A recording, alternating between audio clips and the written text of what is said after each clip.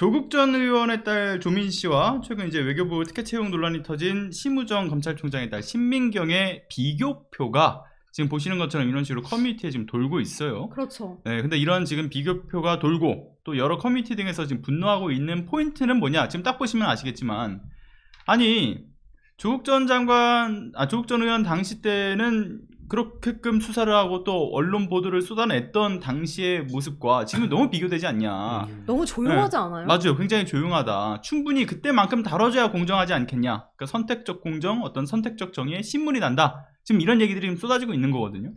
그래서 지금 아까 전에 이제 비교표에서도 나와 있었지만, 대표적으로 이제 그 실명이 거론된 기사의 수를 보니까 엄청나게 차이가 나요. 그렇죠. 이를테면 이제 조민 씨의 경우는 74일여간 동안에 그 올라왔던 기사의 수가 약 한 1,500여 개가 넘는다라고 해요. 근데 그렇게 기사들이 무더기로 쏟아졌는데 신민경은 어제자 기준으로 단 하나밖에 없었다라는 거. 오늘 이제 또 몇 개 또 올라오긴 했어요. 근데 그 네. 수가 터무니없이 좀 적다라는 거죠. 그리고 그 밖에도 이제 검찰 수사를 받는 그 과정에서 정말 수도 없이 말도 안 되는 압수수색과 심지어 소환 조사를 그렇게 무리하게 이제 강행하면서 막 괴롭혔잖아요. 그러니까 한마디로 해서 괴롭혔는데, 심지어 여기서 어이가 없는 게 그 당시 여러분들 기억하시겠지만 조민 씨의 일기장까지 가져왔던 거 기억하시죠? 네. 아니 그리고 조선일보 기자 네. 기억하세요? 그 조민 씨가 살고 있는 맞아요. 집 문 두드리고 그렇죠. 심지어 다리를 밀어 넣으면서까지도 취재를 하려고 했던 기자들. 저는 그렇죠. 지금 대한민국의 언론들이 왜 침묵하는가. 동일한 잣대로 취재를 한다면 심우정 딸이 과연 지금 어디 있는지 실시간으로 다 공개돼야 되지 않아요? 맞아요. 우리 국민들도 잣대로 알아야 그렇게 되고. 돼야 되는 거죠. 심지어 이게 논란이 어제 오늘 터졌던 이슈가 아니라 그 심우정이 2024년에 인사청문회 하는 과정에서 이미 논란이 됐던 부분이란 말이에요. 근데 그때 결국은 잠잠했잖아요. 언론도 그렇죠. 잠잠해. 네. 아무도 이걸 거론하지 않아. 그러니까 그렇게 뭉개졌죠. 그래서 보시는 분들 중에서는 아마 이 기사가 많이 안 돼 있다 보니까 잘 모르시는 분들도 있을 것 같아서 좀 간단하게 네. 요약해서 말씀드릴 필요가 있을 것 같은데, 지난해 1월에 보면 이제 그 국립외교원에서 기간제 연구원 채용 공고를 내요. 근데 응시 요건이 있는데 이 요건을 보니까 뭐 교육, 인문, 뭐 사회과, 커뮤니케이션학 뭐 이런 여러 가지 또 그 응시 자격 요건이 되는 학과들을 이렇게 선정을 해놓고 그 안에서 석사 학위를 소지하거나 그리고 학사 학위 소지 후에 2년 이상 관련된 분야에서 근무한 사람, 그러니까 석사 학위를 취득했거나 학사 학위를 갖고 2년 이상. 그쵸. 근데 박사 신민경은 직전의 사람들. 맞아요. 근데 신민경은 없어요. 석사 학위 자체가 없었고 그저 석사 학위 취득 예정자 네. 이런 식으로 해서 뭐 넣었다라는 거 아니에요 지금. 그리고 이제 전공도 국제협력입니다. 그러니까 응시 요건에 있는 학과에도 포함되지 않는 학과에 몸을 야. 담았었던 건데. 이거야말로 특혜 아닙니까? 맞아요. 그냥 이건 진짜 프리패스였던 거죠. 말 그대로 이런 거죠. 이거야말로 특혜 채용이죠. 그러니까 맞아요. 심우정 딸을 위해서 채용 공고를 낸 거죠. 맞아요. 사실상 이렇게 채용 공고를 낼 거면 이 채용 공고를 위해서 지원했던 심우정 딸로 인해서 탈락한 국민들, 네. 정당하게 응시한 사람들은 무슨 죄예요? 근데 중요한 거는 그 지금 요게 아마 타임라인이 조금 다른 분들도 헷갈리실 수 있다고 네. 생각하는데, 이게 일단은 지난 심우정의 인사청문회 때 당시에 논란이 됐던 포인트고요. 그렇죠. 그 이후에 또 일들이 지금 벌어지는 거잖아요. 그러니까 일단은 앞서 얘기했던 지금 결격 사유가 충분히 있는데도 불구하고 채용이 된 부분에 있어서는 그게 애초에 사실 서류 전형에서부터 걸러졌어야 되는 건데 거죠. 걸러지지 않은 것에 대한 명백한 특혜 채용의 문제가 있는 것이고요. 근데 여기서 끝난 게 아니라 올해 1월에 보면 이건 사실상 현재 진행형입니다. 네. 아직 제가 알기로는 최종 면접까지 그 과정에 좀 문턱이 있다는 걸로 알고 있는데 맞나요?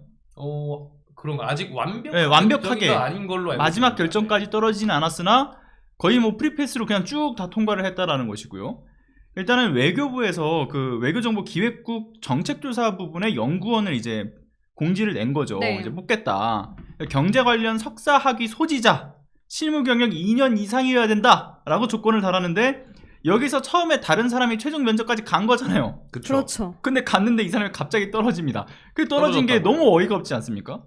아니 한국 사람인데 우리말이 서툴다는 이유로 이걸 정말 말 같지 않은 이유로 떨어뜨립니다. 아니 한국 사람이 어떻게 해야 한국말이 좀 서툴 수가 있죠? 명분은 그거죠. 그러니까 말 그대로 저는 이렇게 봐요. 이 민주 진보 진영과 이들의 가장 큰 차이가 무엇인가? 이 지점에서 법을 바꿔버리면 돼요. 내 딸에게 유리하게. 그냥 말도 안 되는 억지를 그냥 끼워 넣는 넣어서라고 거예요. 해요. 그냥. 그러니까 법을 지금 이런 바꿔. 식으로. 네. 그래서 이거를 결국은 최종 면접을 봤던 사람을 한국말 서툴다고 떨어뜨리고 2월에 또 이제 재공고를 내죠. 근데 그렇죠. 재공고를 냈을 때 그 안에서는 응시 자격 요건이 싹 바뀌는 거잖아요. 응시 자격 요건 자체를 바꿔버려요. 맞아요. 심우정 딸이 할 수 있게끔. 맞아요. 대놓고 그래서- 그냥 신민경만의 맞춤형 공고를 냈다. 그러니까 이럴 거면 차라리 저는 애초에 그냥 신민경을 위한 공고를 내서 당사자한테만 개인 발송하면 되잖아요. 이걸 왜 올려요?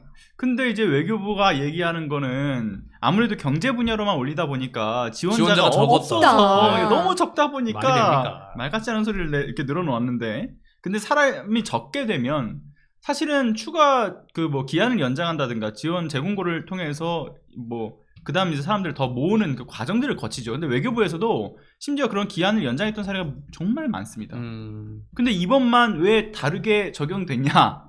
라고 봤을 때는 납득할 수 없는 부분이 그 포인트에서도 분명히 존재하는 네. 거죠.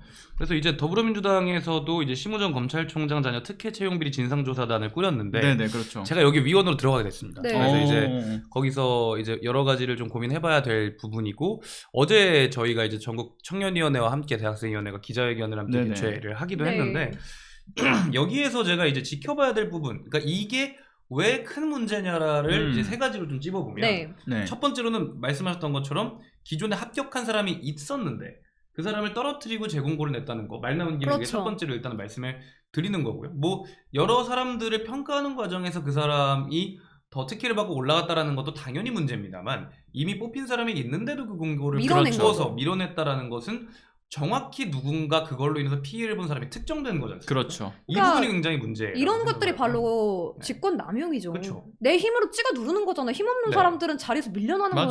거예요. 그 두 번째로 보면은 이제 여러 가지 룰들이 바뀌고 기간이 연장을 하면 됨에도 새롭게 공고를 내고 지금까지는 경력으로 인정되지 않았던 부분들이 경력으로 갑자기 인정되고, 그렇죠. 이런 부분들은 단순히 그냥 특혜를 받았다라는 게 아니라 골대를 옮겨버린 거거든요. 축구 경기를 할 때 맞아요. 골이 들어갈 골대를 옮겨버리고 심판 자체가 플레이어로 들어가 버린 거예요. 그러니까 심판 자체가 골대를 옮겨준 거죠. 대단한 네. 거지. 아빠가 이렇게 대단한 위치에 있는 사람이다 보니까 이런 게 가능한 거야. 그러니까 네. 나는 우리 아빠가 왜 검찰총장을 못했을까? 이런 생각을 하게 되는 거죠. 상태적 음. 박탈감을 느낀다니까요. 그렇죠. 그러니까 이런 것들이, 이런 상대적 박탈감을 느끼는 청년들이 굉장히 많을 수밖에 없거든. 특히 최근에 뭐 입시나 채용이나 뭐 이런 것들과 관련해서 굉장히 어려운 상황에 놓여 있지 않습니까? 많은 맞습니다. 청년들이. 근데 그럼에도 불구하고 권력자의 자녀라고 해서 이런 특혜를 받는 것, 나아가서 단순히 특혜를 받은 것뿐만 아니라 이 게임의 룰 자체를 바꾸고 골대 자체를 바꿔버리는 것은 너무나도 불공정함의 표본이다라는 게 두 번째고, 맞아요. 그렇죠. 그리고 무엇보다 이 부분에 대해서 좀 놓치고 계시는 네네네. 부분이 있는데, 지금 이 외교부, 국립외교원, 정확히는 국립외교원에 있는 채용 절차인 걸로 알고 있는데, 이 국립외교원은 외교부 산하잖아요. 그렇죠. 그렇죠. 사기업 체육 청탁도 아니고 공공기관입니다. 그렇죠. 네, 맞아요. 그거예요. 네, 세금으로 급여를 주고, 그 심지어 이제 다른 공무원도 아니고 외교부, 다른 나라와의 교역이나 무역, 뭐 아니면 외교에 있어서 얼굴이 돼야 될 사람을 룰을 바꿔서 그렇게 꽂아놨다는 거. 이런 부분들에 있어서는 사기업의 특혜를 받고 그것들이 이제 여러 가지 뭐 권력 간의 어떤 관계나 이런 걸로 유착되는 것들도 분명한 문제가 맞습니다만, 공공기관에 채용되는 사람을 룰을 바꿔서 채용을 시켰다라는 것 자체는 어찌 보면은 이 심우정 검찰총장도 공무원 아닙니까? 아이, 공적 영역이 사유화됐다고 봐야 그렇죠. 돼요. 아이, 맞아요. 이미 뭐 딱 느끼지 그 않으셨어요? 저는 윤석열의 즉시 항고를 포기하는 심우정 검찰총장을 보면서 이 사람은 공직자로서 정말 자격이 없는 사람이다. 뿐만 아니라 지금 딸에 대한 특혜, 비리, 그리고 말 그대로 공적 룰을 바꿔버렸잖아요. 네. 그러니까 말씀하신 것처럼 사기업에서도 문제가 되지만 공공기관에서의 룰을 바꿨다라는 건 정말 더욱더 심각한 문제인데, 심지어 그 외교부의 내부 지침이 있었잖아요. 네. 내부 지침상에서는 그 신민경의 여러 어떤 그 실무 경력 중에서 인정될 수 없는 요소들이 있었어요. 예를 들면은 그 조교 활동을 했던 거. 그렇죠. 이거를 지금 실무 경력 2년 안에 어떻게든 끼워 끼워 넣어서 연금 넣으려고 보조원이라고 하죠. 했는데, 근데 확인한 결과 그쵸. 조교였잖아요, 결국은. 직접 담당 교수가 얘기를 해줍니다. 맞아요. 그러니까 이거는 이제 보통 내부 지침에서는 실무 경력이라고 하는 게 아니라 그냥 경험으로 분류가 되는 요소인데, 이걸 끄집어 들고 와서 이걸 다 인정해줬다라는 거, 그 자체만으로도 굉장히 심각한 그렇죠. 문제다. 그렇고요. 그리고 아무튼 좀 결론적으로 좀 종합을 해보자면, 앞서 두 분도 말씀을 하셨지만 어쨌든 간에 그 부친이 검찰 고위직 인사라고 하는 그 이유, 또 그 영향력을 행사해서 신민경의 어떤 특혜 채용으로 이어졌다 라고 볼 수밖에 없는 너무나 수많은 요소들이 존재하고요. 그렇죠. 이런 팩트들만 나열하더라도 이게 뭐 한두 가지가 아니잖아요, 지금. 근데 저는 여기서 가장 분노가 일어나는 거는 서울대는 왜 가만히 있는 거예요? 그때 당시에 조국 전 의원 딸 사태 일어났을 때 얼마나 난리가 났습니까? 뭐 대학가들 막 다 비상이었어요. 그렇죠. 예.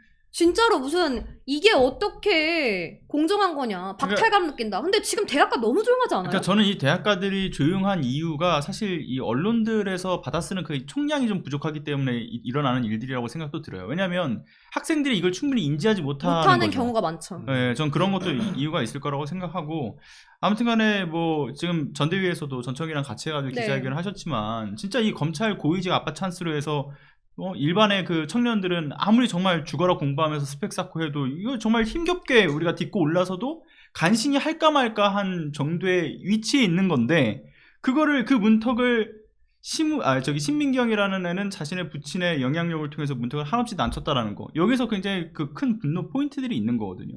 상대적 어떤 박탈감도 있는 거고, 심지어는 거의 너무 화가 나는 게 이 혼란의 계엄 전국대.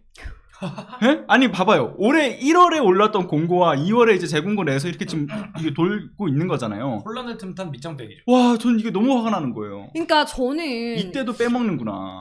진짜 놀라운 게, 그러니까 심우정 검찰총장이 어쨌든 12.3 비상계엄 내란 사태가 터지고 나서 현재 특별수사본부를 운영하고 있는 검찰의 수장이잖아요. 그런데도 불구하고 이 내란에 저는 적극 가담했다고 보는 게, 이런 외교부의 자기 딸 특혜 채용으로 비리를 꽂아줄 수 있을 정도로 정부와 긴밀한 관계다. 과연 이게 심우정 검찰총장이 자기가 진짜로 공정하게 검찰을 위해서, 국민을 위해서 수사를 했기 때문에 이런 법적인 제도를 바꿀 수 있을 만큼 네. 정부와 거리가 있었을까? 이렇게 보여져요. 저는 오히려 지금 이 시기를 이용해서 아예 공고 자체의 취지를 내 딸에게 맞춰서 바꾸는 거. 진짜 대단하다. 그러니까요. 그리고 네. 이런 생각이 들었어요. 이제 이전에 조국 전 법무부 장관 딸에 대한 수사를 할 때 아마 심우정 검찰총장도 윤석열 수사팀에 있었던 걸로 기억을 합니다. 윤석열 사단이었죠. 저는 그때 학습을 했다고 봐요.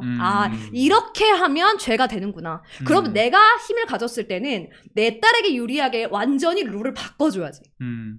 이게 어떻게 공직자입니까? 이런 사람들이 어떻게 국민 세금으로 저는 검사직을 하고 있는지 진짜 부끄럽습니다. 그렇죠. 맞아요. 그리고 전 또 하나 또 덧붙여서 이야기를 드리고 싶은 게 뭐냐면, 그 신민경이 이제 계정을 폭파시켰잖아요. 아니, 계정을 폭파시켰는데 인스타그램이 이제 저는 올라갔잖아요. 우리 국민들이 진짜 대단하다고 느끼신 맞아요. 게 다 폭파되기 찾아내죠. 전에 진즉에 다 찾아가지고 다 캡처를 뜨신 건데, 전 이 중에서 내용이 가관이 아니었던 게 뭐냐면, 그 기간제 연구원 끝나고 나서, 그러니까 작년 기준이었죠. 끝나고 나서 외교부는 당분간 안녕. 그렇죠. 저 근데 그걸 봤어요. 이걸 보면서 네티즌 분들이 어떻게 판단을 하고 있는 거냐면, 얘 다시 돌아올 것 돌아올 같은 거구나. 뉘앙스로 글을 썼다. 당분간 그렇죠. 안녕. 난 또 돌아올 거다. 볼수 있네요. 근데 중요한 거는 당분간 안녕뿐만 아니라 바로 그 피드에 달렸던 외교부 기획협력과 과장과의 그 대화 내용을 캡처해서 아니 올렸어. 이게 이어지는 거예요. 네. 지금. 왜냐면 당분간 안녕이라고 하는데 추천서 써달라고 하잖아요. 나는 이 추천서 받고 다시 채용 공고에 들어가지고 들어올 거야 이거거든요. 라는 걸 확신하고 있었던 거죠, 본인도. 맞아요. 근데 이 과장이 또 설설 기는 모습. 아이고 우리 연구원님, 약간 이런 에? 추천서 당연히 써드려야죠. 심지어 내가 다른 과 가더라도 그 연락처 내가 알려줄 테니까 글로 언제든 필요한 거 있으면 연락해라. 아니 이게 가능한가요? 그 외교부 조직에 몸담고 있는 그 과장급, 그 정말 한 40, 50대 넘어가야 이제 달 수 있는 그 오랫동안 경력에 공무직 있는 생활을 사람인데. 하셨던 분들인 거죠. 맞아요. 이 정도로 설설 길 수 있나라는 게 좀 의아스러웠던 부분이었고, 그래서 이런 것들을 아무튼 좀 그 카톡 내용으로 봤을 때 왠지 그냥 약간 충성 이런 느낌이니까 전후 과정 맥락들을 다 봤을 때 이건 뭐 아주 그냥 그 안에서 상전 노릇을 했던 것은 아닌가, 이런 생각이 합리적으로 들 수밖에 없는 거죠. 맞죠. 그리고 실질적으로 당당했다면 굳이 계정을 지울 이유가 없죠. 맞아요. 그리고 또 몇 가지 더 말씀드리고 싶은 것 중에 하나는 뭐였냐면, 심우정의 아내 그 김성은 명의의 재산이 108억 원이거든요. 야. 어마어마하죠. 근데 알고 있습니다. 네. 따님이 햇살론이라고 맞아요. 해서 이게 서민들한테 필요한 대출이에요. 근데 이게 문제는 뭐냐면, 그러니까 심우정 검찰총장의 딸이 사실은 햇살론을 받을 만큼의 자격이 안 되는 사람이잖아요. 맞아요. 24년 기준에서 8천만 원 정도의 재산을 보유하고 있었으니까. 그리고 이제 부모의 재산도 있고. 근데 이게 문제는 햇살론이요. 줄 수 있는 금액이 한계가 있어요. 그럼 심우정 그렇죠. 딸이 햇살론 대출을 받음으로써 진짜 햇살론 대출이 필요한 서민 누군가는 대출을 못 받은 맞아요. 거예요. 그러니까 참 있는 놈들이 더 하다더니만. 그래서 어쨌든 그 얘기 들어보니까 햇살론을 실제로 받으려고 했던 분들이 주변에 있어서 굉장히 많이 물어봤는데 이제 이 햇살론을 받기 위해서도 굉장히 많은 절차와 까다로운 어떤 심사를 거쳐야 된다고 하더라고요. 근데 그 까다로운 심사 과정에서 이제 부모의 재산이 그 정도로 갖고 이거 심지어 부모 재산이 문제가 아니라 본인 재산이 그 기준에 상향될 만큼 되는 그런 돈을 갖고 있음에도 불구하고 누군가는 그 돈이 정말 절실하게 필요했거나 그렇죠. 누군가는 정말 큰 도전을 위해서 이 돈을 활용해서 정말 국가적으로나 아니면 굉장히 우리 사회에 선한 영향력을 미칠 수 있었거나 네네. 라는 가능성이 분명히 있었을 여지가 있음에도 불구하고 심우정 자녀에게 그 것들을 햇살론을 대출을 해주면서 일어난 또 누군가는 그때도 상대적 박탈감을 느꼈고 또 누군가는 그때도 좌절했죠. 그로 인해서 기회를 그렇죠. 배제당한 거잖아요. 그렇죠. 이런 부분들이 과거부터 계속 이어져 온 것이다라는 네. 생각을 이제 가지고 있어야 되는 것이 아닌가. 맞습니다. 그러니까 심지어 그 아들 같은 경우는 그 학자금 관련된 것도 있죠. 장학금 관련된. 네, 그러니까 문제도 해당 장학금을 받을 수 없는 학과 인문학과 학생인데 자연계열 학생이 받은 그렇죠. 장학금을 받은 거예요. 그러니까 이거야말로 진짜 특혜고 비리 아닙니까? 그러니까 법을 지켜야 하고 대한민국의 질서와 법치주의를 수호해야 하는 검찰의 총장 그리고 검사를 대표하는 집단의 수장이 자신의 자녀를 위해서 나의 이익을 위해서 수단과 방법을 가리지 않고 그 수단과 방법을 가리지 않는 것 중에 선량한 서민들이 피해를 받는다면 이런 자들이 과연 저는 대한민국 공직자로서의 자격을 넘어서서 책임을 물어야 된다. 맞습니다. 명백하게. 그러니까 이 책임을 묻지 못하면 저는 이런 일들이 계속 반복될 거라고 봅니다. 맞아요. 어쨌든 간에 그 심우정 검찰총장의 집안 내력들을 쭉 보게 되면 결국 그들이 살아왔던 삶의 궤적 속에서 이 사람들이 어떤 집단인지가 좀 진짜 나온다고 드러나는 보는 거죠. 건데 정말 온갖 편법, 불법, 특혜 이런 것 정말 아무렇지 않은 사람들이다. 그러니까 법 자체를 그러니까 자신들이 그냥 활용할 수 있는 도구 그렇죠. 정도로만 생각을 하는 거죠. 그러니까 선량하게 법을 거죠. 지키는 사실 많은 국민들은 법적 질서를 지키기 위해서 최선을 다하잖아요. 근데 법을 수호해야 되고 말 그대로 법으로 수사를 할 수 있는 힘 있는 자들은 이걸 이용해서 악용한다는 거죠. 맞아요. 법적 질서를 지키는 수준이 아니라 법적 질서를 지키지 않으면 어떻게든 탈탈탈 털어가지고 그렇죠. 수사하고 벌 주던 괴롭히죠. 사람들이 그 사람들이었는데 본인들은 물론 잘못이 있는 사람이 벌을 받는 거는 잘못된 게 아닙니다만 그렇죠. 그렇게 어쨌든 한 톨의 의혹만으로도 굉장히 열심히 털어가지고 이 사람 한 명 윤석열이 얘기했지 않습니까? 뭐 수사라도 한번 무죄가 나오더라도 수사라도 한번 받으면 그 집안은 풍비박산 나는 거라 그렇죠. 라는 이야기를 하고 그 생각을 가지고 있었던 사람들이고 그 법치주의 수호의 전선에 법치 수호의 대한민국 법 수호의 전선에 서 있는 사람들이 이렇게 법을 맘대로 바꾸는 것이 단순히 윤석열만의 문제가 아니었다. 그렇죠. 저는 네. 이게 지금 드러나고 있다고 봐요. 연장선상입니다. 그렇죠. 그러니까 윤석열 파면 선고뿐만 아니라 저는 그랬기 때문에 이 파면 선고 이후에 이 내란에 가담했고 국가 권력을 자신의 이익으로 사유화했던 공직자들 그리고 기관들 전원 다 평생 연금 박탈하고 저는 국가 재산으로 환수해야 된다고 봅니다. 그렇죠. 이 모든 혜택들에 대한 부분 손해배상 청구해서 지금 국가 부채가 6,200조인데 이 돈 다 어떻게 마련하겠습니까? 결국 우리 국민들이 또 세금을 내서 갚아가야 되는 거예요. 네. 일단은 지금 이 심우정 검찰총장의 비위 행위에 대해서는 결국은 검찰 내부에서 감찰도 가능한 요건은 충족을 했거든요. 근데 다만 문제는 뭐냐면 검찰에 감찰부장이 없다고 하더라고요. 지금 공석이래요, 공석. 그러니까 더 아주 행복한 난리가 난 시간들을 거죠. 보내겠죠. 그러나 공석이라서 독립적인 감찰이 부족하다고 해서 끝날 게 아니라 이건 사실 수사를 해야 되는 영역이고 맞습니다. 고위공직자의 비리이기 때문에 공수처에서 수사를 가능한 일이다. 또 그 공수처가 안 되면 이번에 특검돼야 된다. 외교부에서 이번에 감사원에 또 감사 청구를 했다라고 네. 하기도 맞아요. 하고요. 이게 근데 저는 네. 약간 불안한 게 뭐냐면 이제 일부러 이 심우정 검찰총장 딸에 대한 논란을 저는 외교부에서 털어주기 위해서 맞아요. 감사원에 감사를 청구했다고 봐요. 그러니까 그래서 아마 이런 결론이 날 것 같아요. 제 예상은 감사원에서 감사를 해본 결과 이 비리 의혹에 대해서는 혐의 없음으로 완전히 탈탈 털어주지 않을까. 맞아요. 지난번에도 예전에 그 윤석열, 김건희 관련된 여러 리스크들과 관련해서도 그렇죠. 감사원에서 다 털어주고 넘겼었잖아요. 네. 그러니까 그런 것과 똑같은 반복된 패턴을 보이지 않을까라는 생각이 조금 들어서. 의심스러웠던 거는 지금까지 하던 것과 다르게 너무 빨리 감사 청구를 했어요. 맞아요. 질질질 끌었어야 그러니까 되는데 왜냐면 이게 왜일까? 이런 거죠. 파면이 네. 인용되면 그때부터 이제 힘을 쓰기가 힘들어요. 왜냐하면 그 내부에서도 누군가는 나중에 차기 정부에서 이 진실을 말할 수 있는 사람이 나올 수 있잖아요. 그렇죠. 그러니까 파면 선고가 나기 직전, 그리고 어찌 됐든 간에 이 60일 안에 이 윤석열 정부에서 있었던 모든 비리나 의혹에 대해서 저는 앞으로 알아서 내부 감사원에 요청을 할 것이다. 그렇죠. 그러니까 둘 중에 하나인 거예요. 하나는 어떻게든 빨리 이거를 같이 털어내자라는 그렇죠. 게 하나 있었을 거고, 두 번째는 그 내부에서 이 신무정 검찰총장의 이 어떤 인사 청탁이라고 해야 되겠죠. 그러니까 특혜 채용에 대한 것들을 받아가지고 움직였던 사람들이 있을 테지만 그걸 움직이지 않았던 사람들은 같이 이제 순장조로 빠져들면 안 되니까 빨리 일단 털어내자 해서 그냥 감사를 넘겼을 가능성이 있다. 말씀하신 것처럼 이 파면 선고가 나기 전에. 그래서 그렇게 좀 시급하게 움직였을 가능성이 제 있다. 생각에도 이 감사 청구를 한 날짜가 제가 알기로는 엊그제 저녁 네, 아니면 어제 맞아요. 오전이거든요. 갑자기 네. 외교부에서 네. 뜬금없이 이 의혹에 대해서는 저희가 감사원에 감사를 의뢰하겠습니다. 이래서 근데 뜬금없이 파면 선고 일정이 그날 잡혔죠. 그렇죠. 그걸 몰랐던 거죠. 교묘하게 아주 공교롭게도. 네. 참 그 이유 공교로워요. 만약에 조금이라도 이게 늦었다면 아마 그 사이 파면선 그 감사원의 감사 청구를 안 할 수도 있지 않았을까라는 합리적 추론을 해봅니다. 그렇죠. 그러니까 이런 걸 보면서 윤석열 정부의 이 고위직 인사들 뿐 아니라 저는 각 기관에 있는 모든 사람들이 얼마나 공직자와 공복의 생각이 없는 사람들인가가 저는 여실히 드러나고 있다. 그러니까 아마 이 모든 것들이 파면 선고 이후에 이제 조기 대선을 만약 치르게 된다면, 조기 대선 이후에 정권이 교체된다면 그 후에 아마 여실히 다 드러나지 않을까 생각합니다. 여러분의 구독과 좋아요, 알람 설정, 그리고 소중한 후원은 시사발전소 운영에 있어 정말 큰 힘이 됩니다. 끝까지 시청해주신 여러분 감사합니다.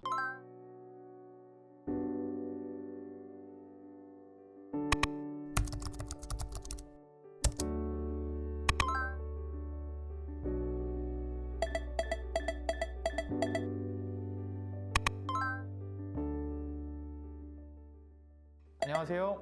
시사발전소 소장 한지입니다. 시사발전소는 진실을 찾는 민주언론으로서의 역할을 다하기 위해서 다양한 방법으로 활동을 이어나가고 있습니다.